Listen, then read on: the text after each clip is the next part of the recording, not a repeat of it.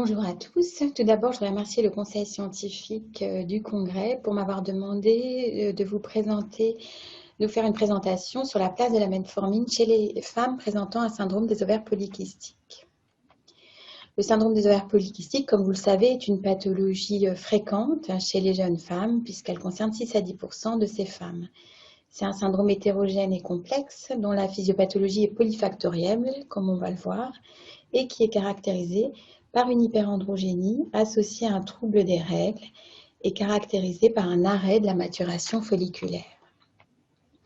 Sa physiopathologie est très complexe et encore pas totalement connue. On sait que la puberté représente la fenêtre de développement critique de ce syndrome, qu'il s'agit d'une anomalie ovarienne primitive caractérisée par une régulation anormale à la fois de la stéroïdogénèse et de la folliculogénèse. Il a été en effet observé des anomalies de fonction des cellules de la TEC, caractérisées par des anomalies de la stéroïdogénèse, en particulier une augmentation de la production d'androgènes en réponse non seulement à la LH, mais aussi à l'insuline. À côté de cela a déjà été mise en évidence des anomalies de la folliculogénèse avec le défaut de sélection du follicule dominant et des anomalies des cellules de la granulosa avec une augmentation de la production d'AMH pouvant avoir un impact sur la folliculogénèse. On sait depuis une vingtaine d'années que la place des facteurs environnementaux est très importante dans la physiopathologie de ce syndrome et en particulier de l'insulinorésistance. Là, vous voyez sur cette photo l'acanthosis nigricans présentée par cette patiente qui va donc être le signe clinique de la présence d'une insulinorésistance. L'obésité et l'insulinorésistance sont souvent associées au syndrome des ovaires polykystiques, mais ne sont pas des critères diagnostiques de celui-ci. La prévalence de l'obésité chez ces patientes est estimée à environ 50%, sachant que ça peut aller jusqu'à 70%, en particulier aux États-Unis. Et cette obésité, elle est caractérisée par une augmentation de l'adiposité abdominale qui est retrouvée très fréquemment chez les patientes avec syndrome des ovaires polykystiques, quel que soit leur index de masse corporelle. La prévalence de l'insulinorésistance, elle est estimée entre 30 à 40% des patientes minces et jusqu'à 60 à 70% des patientes obèses. Elle existe, donc ça c'est important aussi chez les femmes de poids normal. La limite des études qui se sont intéressées à l'insulinorésistance, c'est sa définition et puis l'absence souvent de population contrôle. On voit là la très jolie étude d'Andrei Dunev, où vous voyez les taux d'insuline après hyperglycémie provoquée par voie orale chez des patientes obèses et des patientes minces. Ce qu'on voit, c'est que les taux d'insulinémie en fait sont très peu différents chez les patientes avec OPK ou les patientes contrôle au temps zéro, mais que l'HGPO va démasquer l'insulinorésistance et chez les patientes obèses et chez les patientes minces qui présentent un syndrome des ovaires polykystiques, c'est représenté en noir. Cette insulinorésistance et cet hyperinsulinisme, ils ont un rôle dans le développement de l'hyperandrogénie. Cela via le récepteur de l'insuline, le récepteur des IGF ou des récepteurs hybrides, en augmentant la production d'androgènes par les cellules de la TEC. Il pourrait être aussi à l'origine d'une expression prématurée du récepteur de la LH sur les cellules de la granulosa, qui vont ainsi arrêter leur croissance et se différencier. Toutes ces anomalies s'exprimaient en présence d'anomalies intrinsèques de la stéroïdogénèse. Le rôle de l'insuline est très difficile à démontrer in vivo. On a deux démonstrations un petit peu indirectes, qui sont tout d'abord les études des clans euglycémiques, où on fait augmenter les taux d'insuline chez les patientes, et en parallèle de l'augmentation des taux d'insuline, on voit chez ces patientes l'augmentation de la production d'androgènes. La deuxième preuve indirecte, c'est les études dont on va parler avec les médicaments insulinosensibilisateurs qui montrent une amélioration du bilan hormonal et de la fonction ovulatoire chez les patientes avec OPK. Très important, c'est que ces patientes sont à risque de diabète de type 2. Ça a d'abord été montré dans une étude rétrospective du Royaume-Uni qui s'intéressait à 21 femmes qui présentaient un syndrome des ovaires polykystiques et on voit une augmentation du risque de diabète de type 2 chez les patientes avec syndrome des ovaires polykystiques, ajustée sur l'ensemble des autres facteurs de risque de diabète, en particulier sur le poids, par rapport à une population contrôle. Idem, dans les registres danois, qui regardait plus de 18 000 femmes avec OPK et plus de 54 000 femmes contrôle qui étaient suivies pendant plus de 11 ans. Ici, vous avez les nouveaux cas de diabète pour 1000 femmes par an chez les patientes avec OPK ou les patients de contrôle et l'âge moyen du diagnostic du diabète. Et donc, on voit que les patientes avec syndrome des ovaires polykystiques ont un risque multiplié par 4 de diabète de type 2 et qu'il survient 4 ans plus tôt. Donc, les recommandations de l'ESHRE qui ont été mises en 2018 pour l'Europe ont précisé que ces patientes avaient un risque de diabète gestationnel, de diabète de type 2 et d'intolérance au glucose multiplié par 3, quel que soit l'âge, de façon indépendante mais exacerbée par l'obésité. Alors, il faut dépister ce diabète. Chez qui et par quels moyens? Les recommandations de l'ESHRE proposent là aussi de dépister le diabète de type 2 chez toutes les femmes au moment du diagnostic du syndrome des ovaires polykystiques et renouveler ce dépistage tous les 1 à 3 ans en fonction des facteurs de risque de ces femmes. Les modalités, elles peuvent être multiples. La glycémie à jeun, l'hémoglobine glyquée, donc qui n'est pas reconnue comme dépistage en France, et la GPO. L'ESHRE propose de privilégier la GPO chez les femmes à risque, c'est-à-dire les femmes en surpoids ayant une intolérance au glucose, une hyperglycémie à jeun, un antécédent de diabète gestationnel, des antécédents familiaux de diabète de type 2, une hypertension artérielle ou en fonction de leur origine géographique. Et enfin, propose une GPO systématique chez toute femme avant son projet parental. En effet, il existe un risque accru de diabète gestationnel chez ces patientes qui est aux alentours de 3. Alors, quelle est la place de la metformine? Tout d'abord, il est important de rappeler qu'on est hors AMM.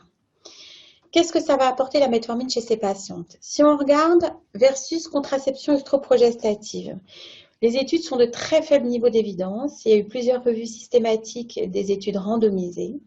En faveur de la metformine, c'est l'amélioration de l'insulinémie à jeun, des taux d'HDL et de triglycérides en cas de surpoids. En faveur de la contraception œstroprogestative, c'est l'amélioration de la régularité des cycles, des taux de testostérone total, de la SHBG et des LDL chez les patientes en surpoids. En revanche, pas de différence concernant l'hirsutisme, le poids, le rapport taille sur hanche, les index d'insulinorésistance comme le HOMA, l'index de masse corporelle, la glycémie à jeun ou le cholestérol total.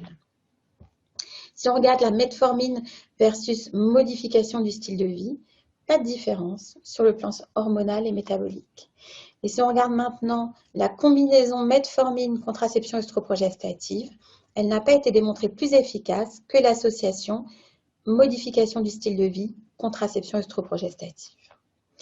Donc, ce que recommande l'ESHRE, c'est on peut utiliser en association avec la contraception œstroprogestative la metformine pour la prise en charge métabolique des patientes ayant SOPK lorsque la contraception œstroprogestative et les modifications du style de vie n'ont pas atteint les objectifs souhaités. Quelle est la place de la metformine seule? Vous voyez, très faible niveau d'évidence. En plus des modifications du style de vie, elle peut être recommandée chez les femmes avec syndrome des ovaires polykystiques pour les conséquences hormonales et métaboliques. En particulier si les patientes ont un surpoids et une obésité et des facteurs de risque de diabète. Là aussi, j'attire votre attention aux effets indésirables, en particulier digestifs de la metformine, et vous la prescrivez hors AMM.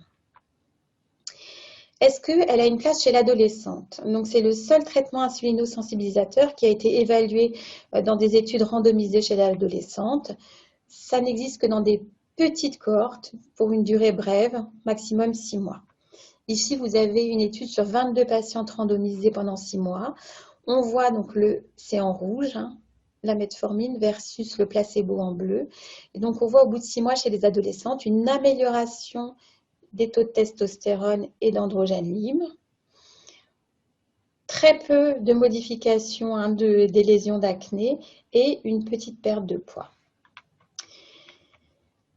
Il y a eu des recommandations qui ont été émises chez l'adolescente, donc on voit qu'elle peut avoir des effets bénéfiques chez les adolescentes en surpoids ou obèses, mais seulement avec des données à court terme.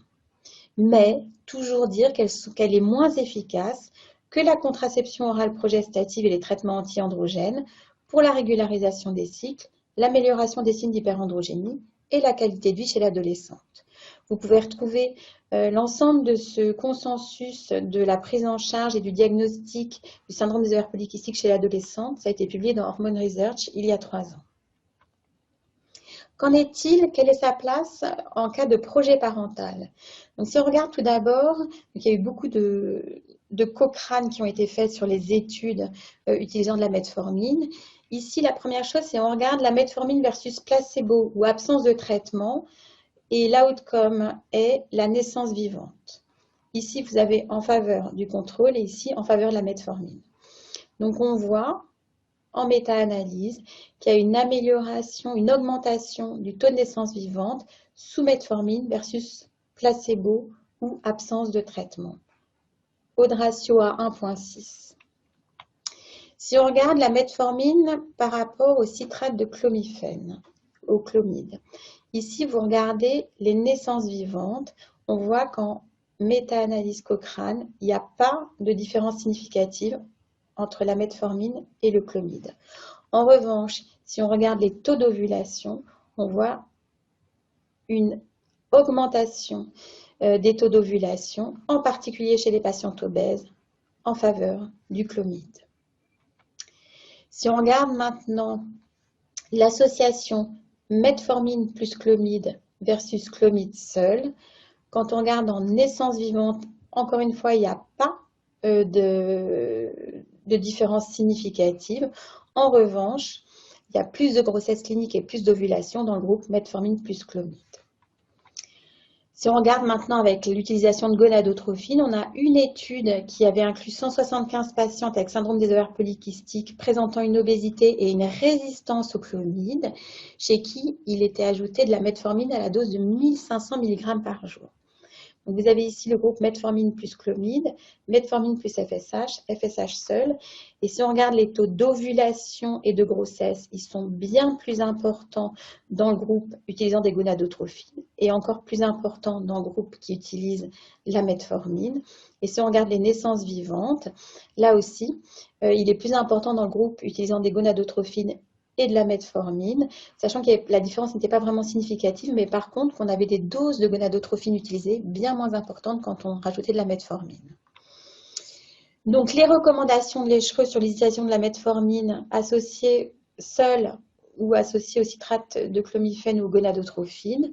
La metformine pourrait être utilisée seule chez les femmes avec OPK, pour améliorer les taux d'ovulation, de grossesse et de naissance vivante, mais ces patients doivent être informés qu'il existe des agents d'induction de l'ovulation beaucoup plus efficaces.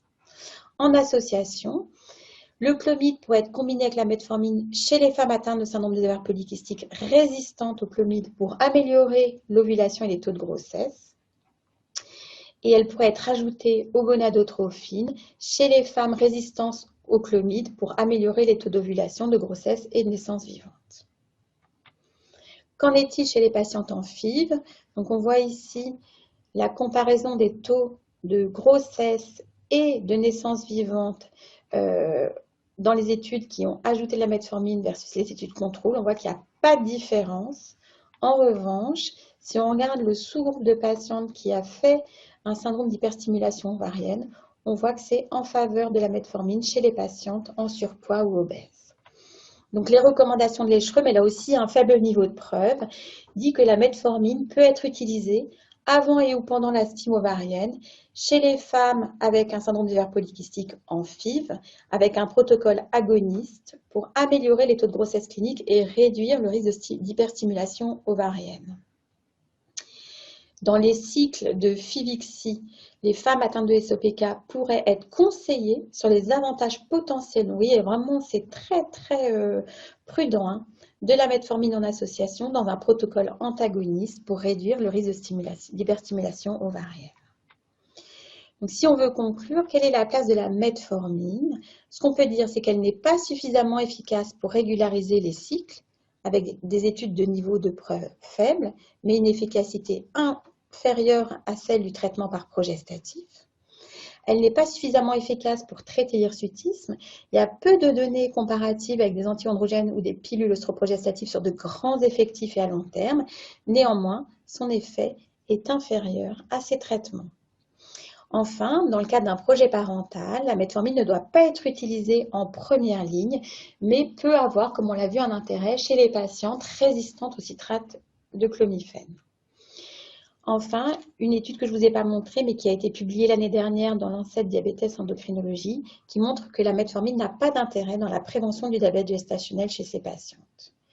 Pour finir, ne pas oublier que le syndrome des ovaires polykystiques est un facteur de risque de diabète de type 2 et que celui-ci doit être dépisté systématiquement chez toutes les patientes et son dépistage doit être renouvelé.